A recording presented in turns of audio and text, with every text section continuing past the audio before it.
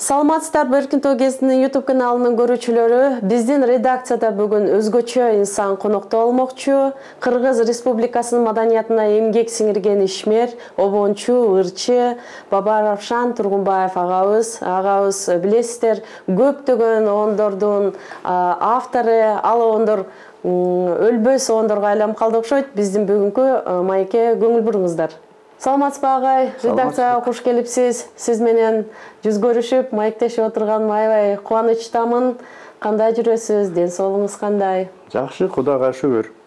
Кудай өмүр берген экен, ден соолук берген экен. Жүрөбүз, эл үчүн дагы эле кызмат кылып, мурдакыдай оондорду чыгарып, жаңы оондорду чыгарып, эл алдында ырдап жүрөбүз. Кудайга шүгүр. Ооба, сиздин оондоруңуз мына 70-жылдары, өзгөчө 80-жылдары өзгөчө элдин ушундай сүймөнчүлүгүнө ээ болуп, баарыбыз азырга чейин ырдап жүрөбүз да. Азыр дагы оон чыгаруунун үстүндөмүн деп атасыз да. Ушул негизи канча оон чыгардыңыз? Мен ушу башынан эле мындай ырым кылып дегендей, ушу оондорду санабаймын да. Чындыгында билбейм. Так санын билбейм да. Анан ушу оондорду санасам, баягы баркы кетип калга тургандай, берекеси кетип тургандай бир ырым кылам да. Бирок ичинен өзүңүздүн купулуңузга толгон, ушул элдин оозуна алынды деген бир мыкты оондоруңуз бардыр, өзүңүзгө жаккан. Эми аны мисалы үчүн мен биринчи оон чыгарганда 1974-жылы чыгаргам. Анан 1975-жылы элге тартуулагам. Махабат деген оонум сөзү Абдурасул Токтомушевго таандык. Экинчиси Унутпаймын деген оон сөзү Сооронбай Жусуевке таандык. Ушул эки менен эле мен кыргыз эл журтубузга кийинчерээк чет мамлекеттеги кыргыздарга таанылганбыз. Сиздин туулган жерди сагынуу деген дагы оонуңуз бар. Биздин азыр дагы ушул эстрадарчылары ушул оонду аткарып жүрүшөт да. Мына маегибиздин башында эле ушул ырыңыздан ырдап бербейсизби бизге? Туура болот. Мына туулган жер жөнүндө чындыгында оон көп да. Анан туулган жерге сагынуу дейт, туулган жер, туулган жерим деп кетер. Анан мен ырдаган, мен чыгарган оондун толук аты, сөздүн автору Жээнбай Мамбеталиевке таандык. Ал киши ошо газетадан алганмын, туулган жерге деп чыгарган экен да. Ошондуктан мен дайыма туулган жерге деп айтып жүрөм. Бул ырды мен 1981-жылы чыгарганмын. Анан элге тартуулагам, аккордеон менен эле. Ал убакта аккордеон менен ырдагандар популярный болуп, эми эстрада өнүгүп аткан убак болгон да. Анан кийин ошол менен эле ушу элге, журтка тарап, азыркы мезгилге чейин аткарып келет. Бул ырды көп атактуу ырчылар ырдады. Мисалы үчүн ошол мезгилдеги Токтогул Сатылганов атындагы филармониянын алдындагы мамлекеттик эстрадалык ансамблдин, Наристе аттуу ансамблдин солисти Тынчтыкбек Акбеков ырдап чыккан. Ал өзү жолукканда айтты эле, чет мамлекеттерге барганда сенин оондоруңду жакшы кабыл алып атат. Мен эки ырым ырдаганда неге түшкө киресиң менен туулган жерге. Андан кийин ошол эле бир канча жыл өткөндөн кийин Алтынбек Сапаралиев бир башкача аранжировка менен эң сонун кылып ырдаган. Алардын эми запистери тилекке каршы сакталбай калыптыр. Кийинчерээк Анарбек Ибраев Карамолдо Орозов атындагы оркестрдин коштоосунда ырдаган. Саламат Садыков. Азыркы мезгилде Саламат Садыков ырдап жатат. Ырдап берсеңиз. Ошол ыр бүгүнкү күнгө чейин өзүнүн популярдуулугун жоготпой жатат. Бул ырды мен дагы ырдап берейин силерге.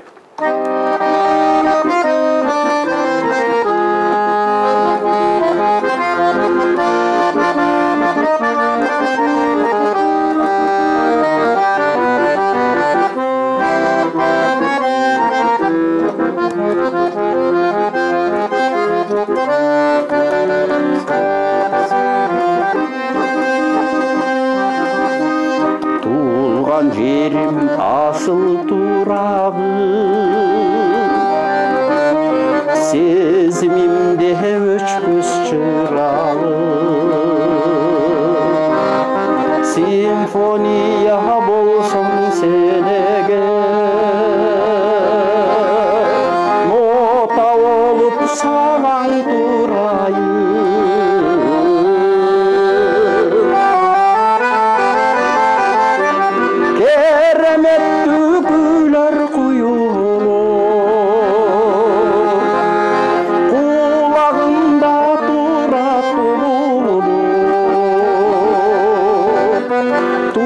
Туған жерім сенде тұрбайды, айтып бүткіс қосылуды.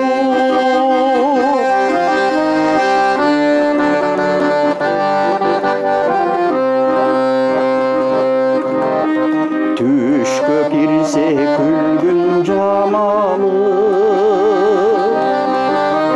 жүз көрүшүп тунуп каламы.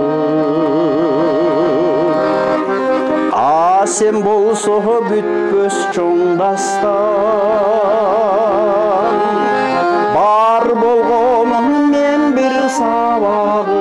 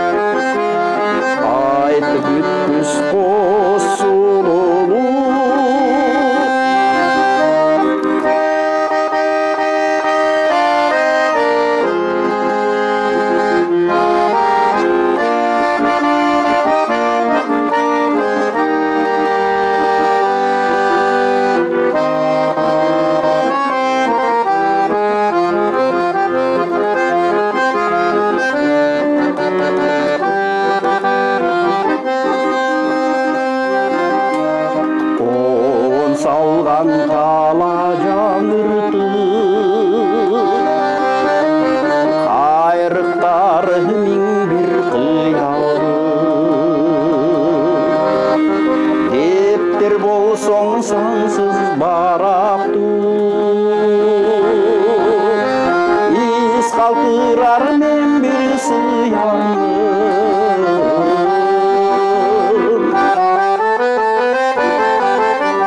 Keremet tügüler koyup, kulağımda duratu. Tuğan yerim sende turbaydı,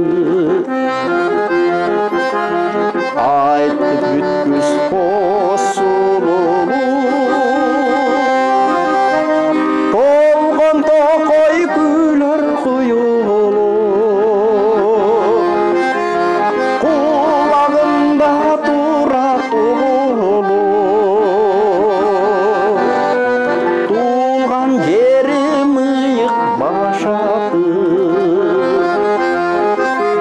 сезилет о сенден улуу,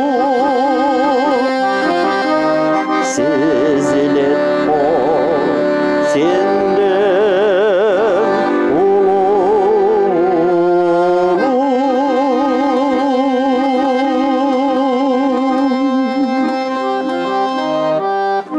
Мындай керемет оон үчүн жаштардын атынан сизге чоң ыраазычылык айтып коеюн.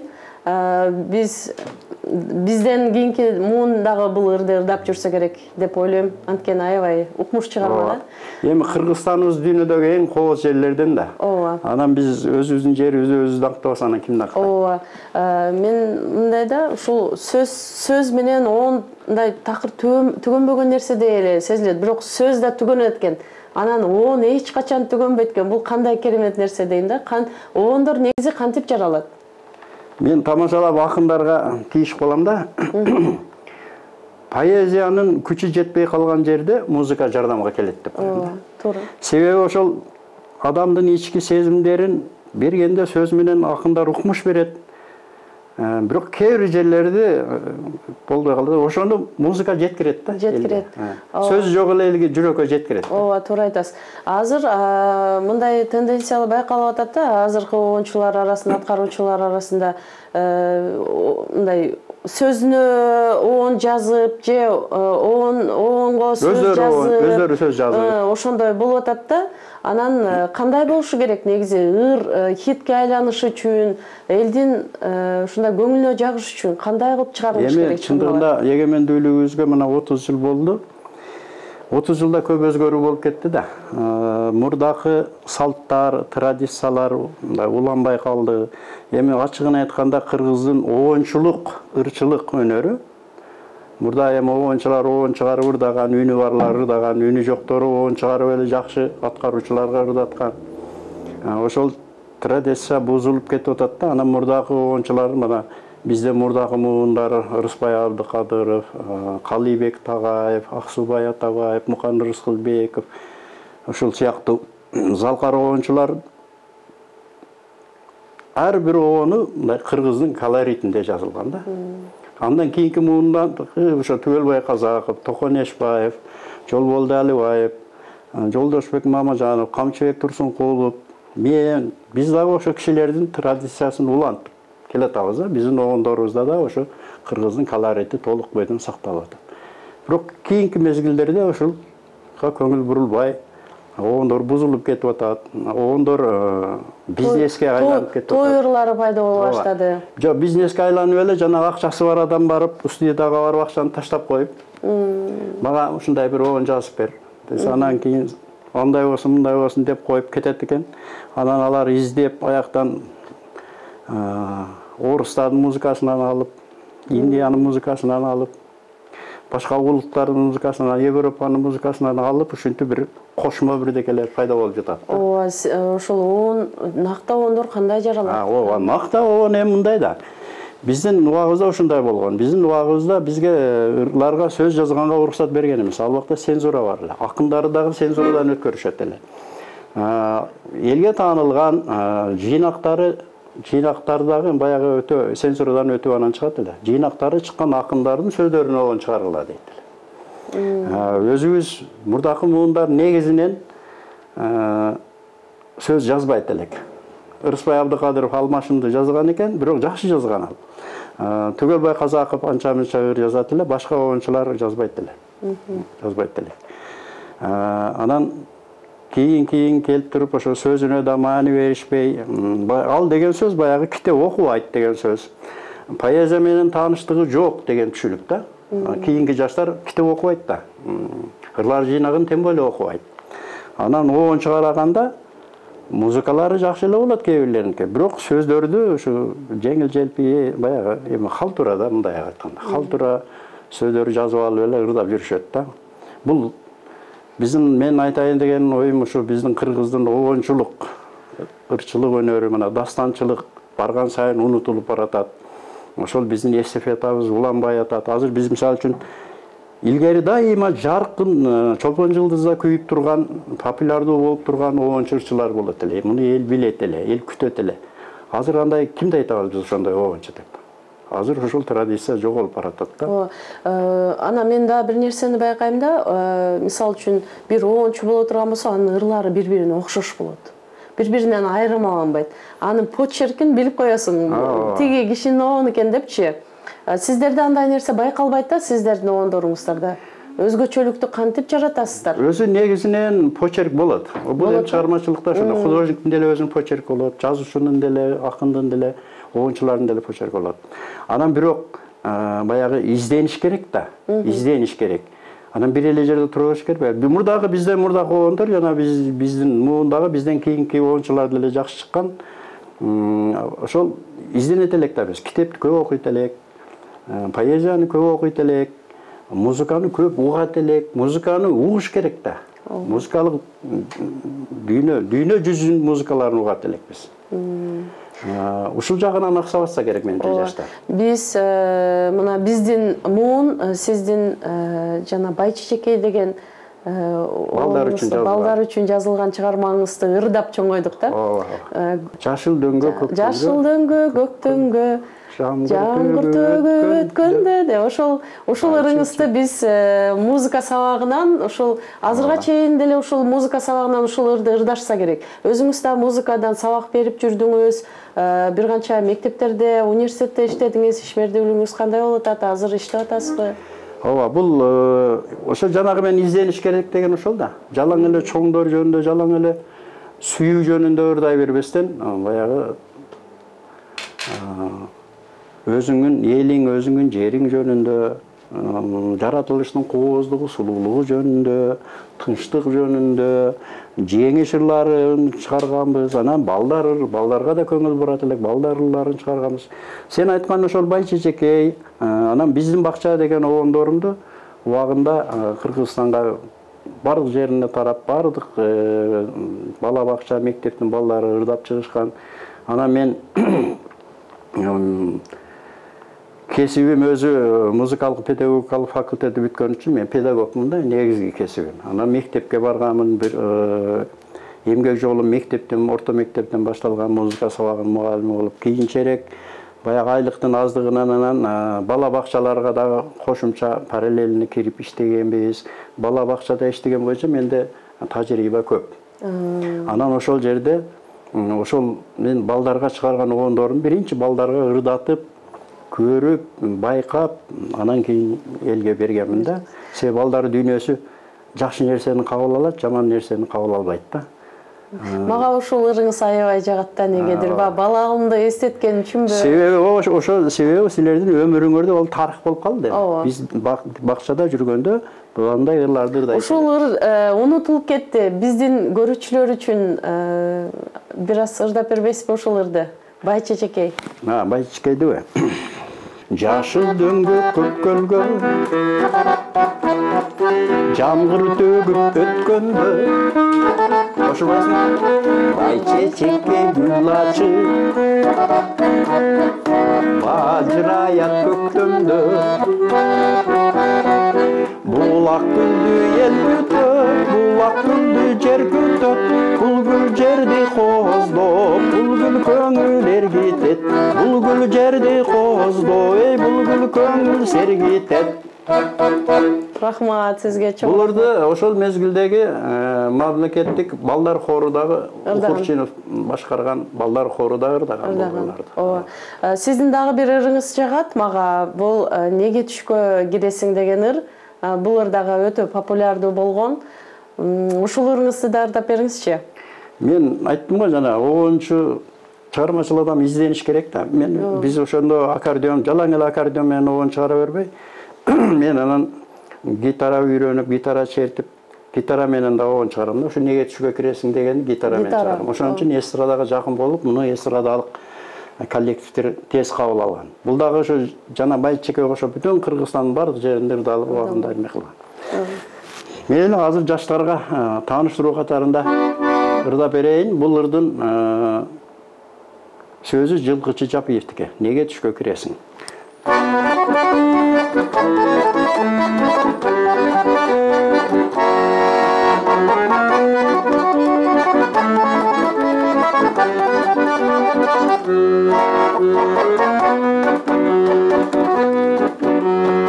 Айтчы неге ким дайып, өзүңдө не билесиң?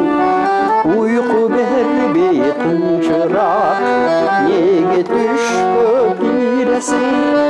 Наристелер чечип, териппиз тоо гүлдөрү, түн токойдуң аралап, тыншап куштун үндөрү.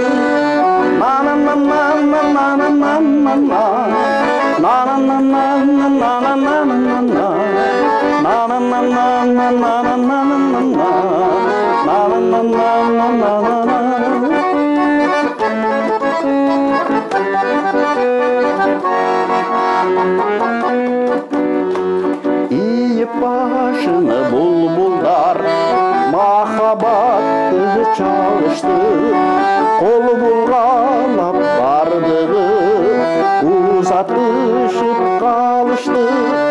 Bana kılıp düşündü, bet aldım akarmayımı, mümkün beni süyerdi, özümde özüm aldaymın.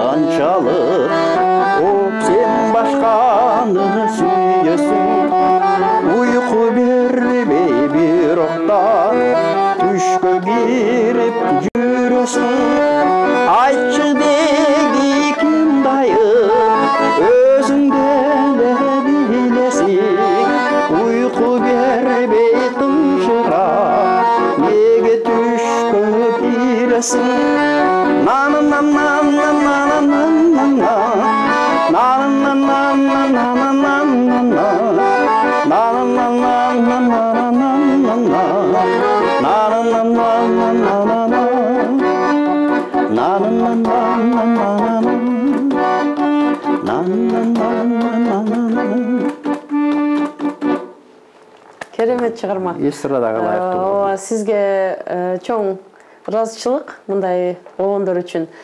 Азыр ошондой концерт коюу сиздин мындай планыңызда барбы? Ооба. Эми биз ошо мурдакы муундагылар бир эле мен эмес, ошо мурдакы муундагы оончурчулар азыр концерт кое албай эле калдык, сөзүн ачыгычы. Себеби концерт шоу бизнеске айланып кетти. Шоу бизнеске айланып кетти.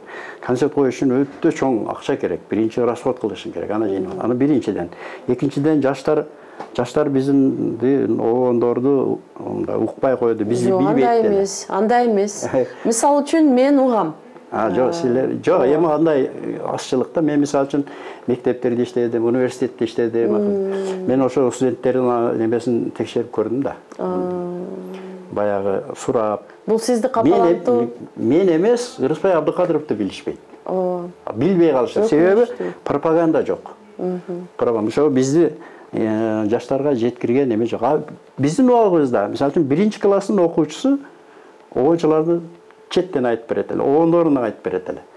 Концерт койсок, мектеп окуучусу да кирет эле, студент да кирет эле, орто жаш, улуу муундар да кирет эле. Ошол традициялар жоголуп атат да. Азыр жаштар концерт койсо, жалаң жаштар барат. Анан бизге окшогондор концерт койсо, жалаң орто муу менен улуу муу бар. Эми бул жазылбаган мыйзамдар экен да, негизичи, жазылбаган мыйзамдар. Бирок сиздин өчпөс оондоруңуз бар да.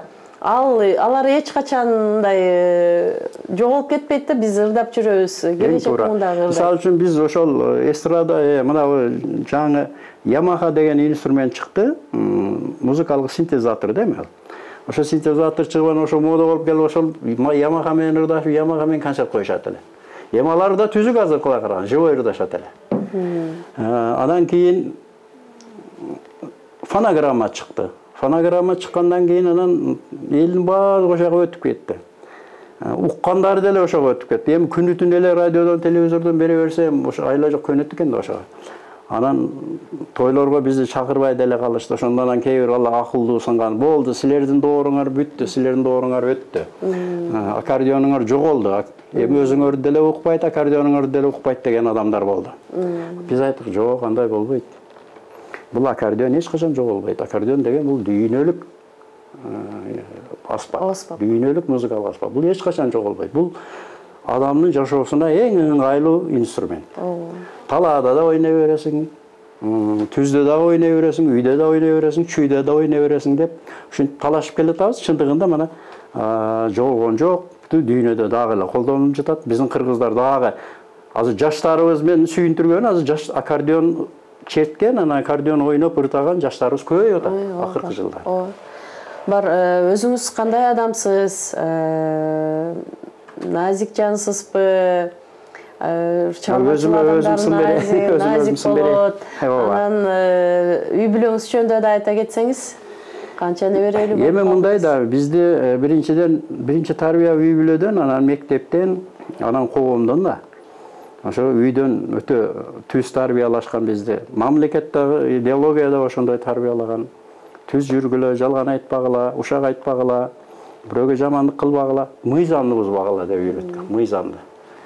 Анан берге искусстводо деле ошо контролдоп турушат эле. Биз сахнага чыкканда түз тур, кыймылдаба, кыйшаңдаба деп турушат эле режиссерлор. Серьезный туруп, серьезный ырдап ушинтип чоңойгон. Ошон серьезный болуп калган. Анан ошондон калыптанып калганбыз. Биз чындыгында ошондой баягы серьезный десек да болот, анан скромный десек да болот. Сизге дагы ушул жерден бир суроо бергим келип атат да. Анан жөнөкөйлүк. Жөнөкөйлүк, ошол жөнөкөйлүгүңүздү.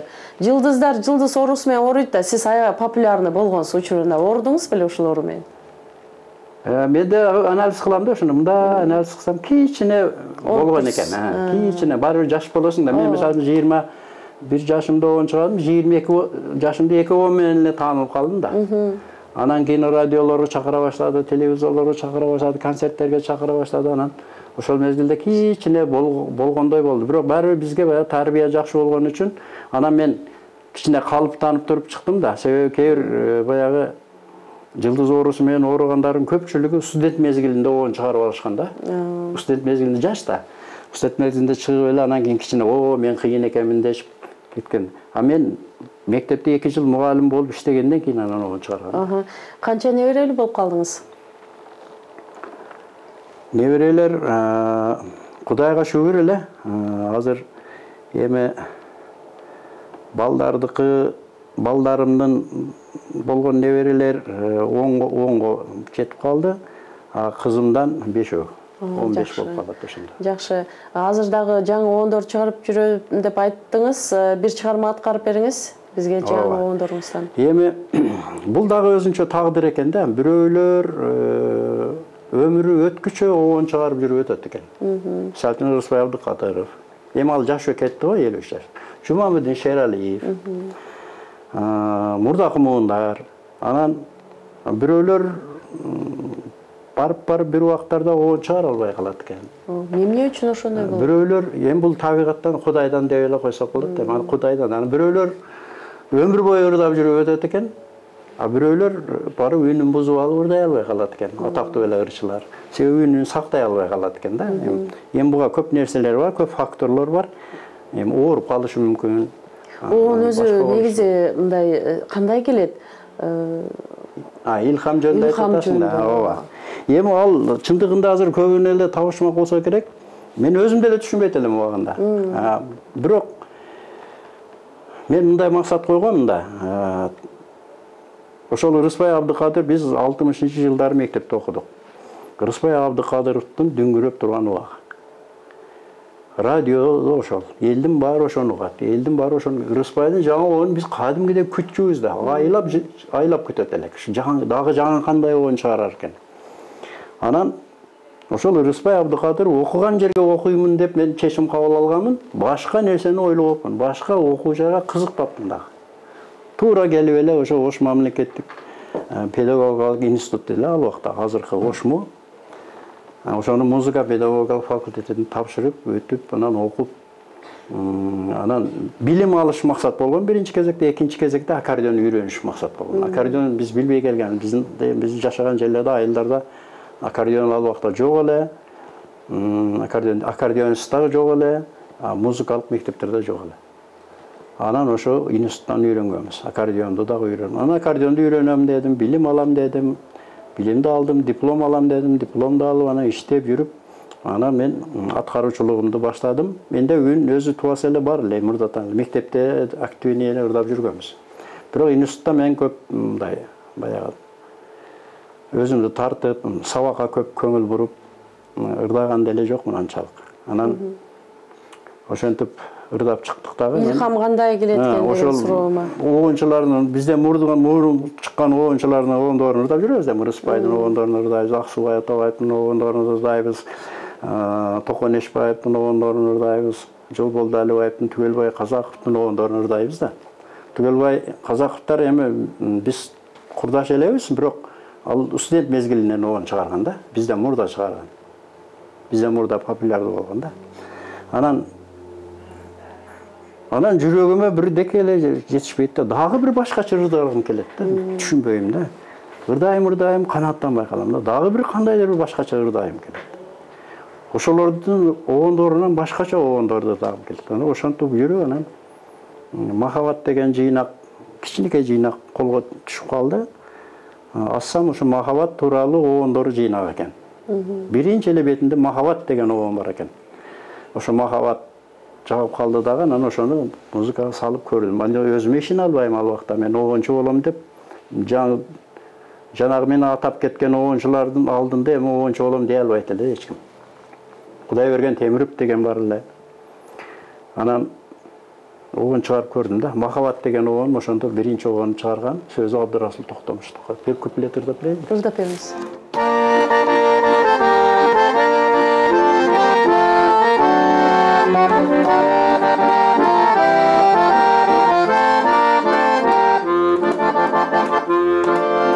Махаббат агып жаткан эмес байрак, кетинен сузуп алып келгениңе, гүл эмес жайнап чыккан жазда кайра, Чектинен бирден тандап бергениңе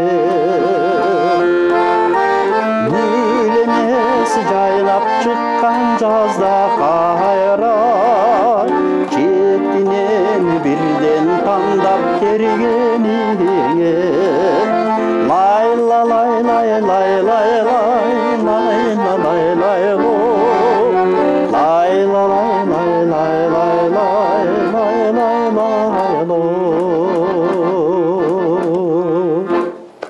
Ушул оонду да өзүңүзгө эле келе береби, түндө келеби, күндүз келеби, кандай келет? Эми ошол мезгилде Анан кандай түшүрөсүз? Ошол мезгилде мага сөз таасир эткен да. Поэзиянын күчү, акындардын баягы көркөм жазган чыгармасы мындай шыктандырып, анан кийин ушул обон менен ырдалыш керек деген максат коюп алып туруп анан кийин изденесиң да, анан изденген анан Кудай берип калат экен да. Илхам келген биз деле азыр деле түшүндүрүп бере албайбыз. Кээде атайлап отуруп иштейм дейсиң, оон жазам дейсиң, оон чыгарам. Эчтеке болбойт. Сиз оонду жазып туруп нотага түшүрөсүзбү, же кандай кыласыз, же эстеп каласызбы? Бир эле мен эмес, дүйнө жүзүндөгү бардык чыгармачыл адамдар, композиторлор, оончулар, ырчылар бардыгы жүрөктөн чыгарат биринчи. Жүрөктөн чыгарат. Анан кийин унутуп калбайын деп, же болбосо кийинки муундар аткарып жүрсүн деп анан нотага түшүрөт. Бирок нотага түшүрүш дагы өтө чоң проблема. Себеби бул жөнөкөй диктант менен музыкалык диктанттын асман менен жерди айырмасы бар. Мисалы үчүн 100 студент мына жогорку окуу жайын бүткөн болсо, консерваторияны бүткөн болсо, ошонун ичинде бир экөө-үчөө гана ушу нотаны жакшы жаза алат да. Калганы жаза албайт. Жазса да ката жазып коюшту. Себеби үндөрдү кагазга түшүрүш өтө оор маселе. Эми Кудайга шүгүр жаңы оондор көп жаратылып атат. Азыр ошонун бирөөсүн аткарып берейин. Курбаналы Сабыров деген акындын ырларына дагы оон чыгарып ырдап жүрөм. Баягы жаштык менден кеткенби дейм чын эле деген оон, баягы өткүр жаштык өткөнбү дейм чын эле, жаштык менден кеткенби дейм чын эле деген сөзү ошо кишиники. Ошол оон да өтө популярдуу, ол азыр деле интернеттен түшпөй атат. Анан ошо кишинин сөзүнө шаардык сулууга деген оон чыгарып ырдап жүрөм. Ошону ырдап берейин.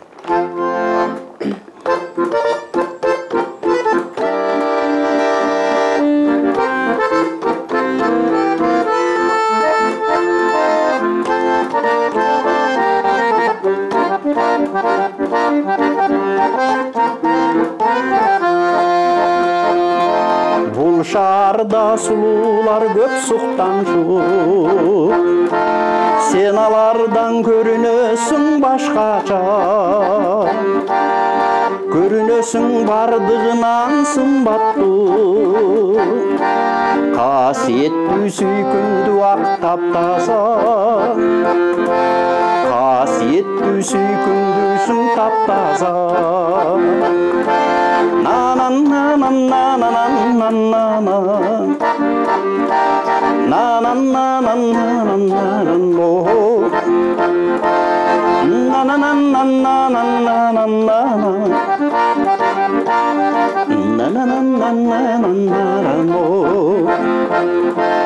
Кандай жансың мени мынча азгырган, кыргызымдын кымызектей бикечи, жандыр мейли көз отумду жандырса, бирок жаркын жүрөгүмө тийбечи, бирок жаркын жүрөгүмө тийбечи.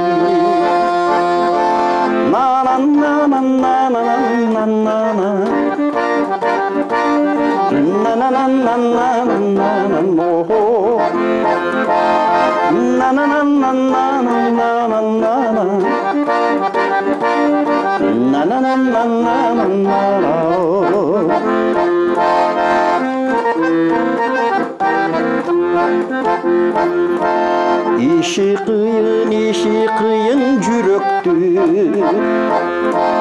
süygüç canım seni sүйүп kalmasın, ansız dele özümdü özüm tügöttü, көңүл Çirikin tappay turat argası. Жүрек çirikin tappay жүрөт argası. Na na na na na na na na na. Na na na na na na. Uçup ketkim gelet alı özüңdü. Jomoktogу keremettүү kuş bolup. Kıyal menen alday berem özüңdü. Kuru kızık münöttörgö tuş bolup. Kuru kızık münöttörgö tuş bolup. Na na na na na na na na na. Na na na na na na na oh. Na na na na na na na na na. Na na na na na na na ro. Na na na na na na ro. Na na na na na na na.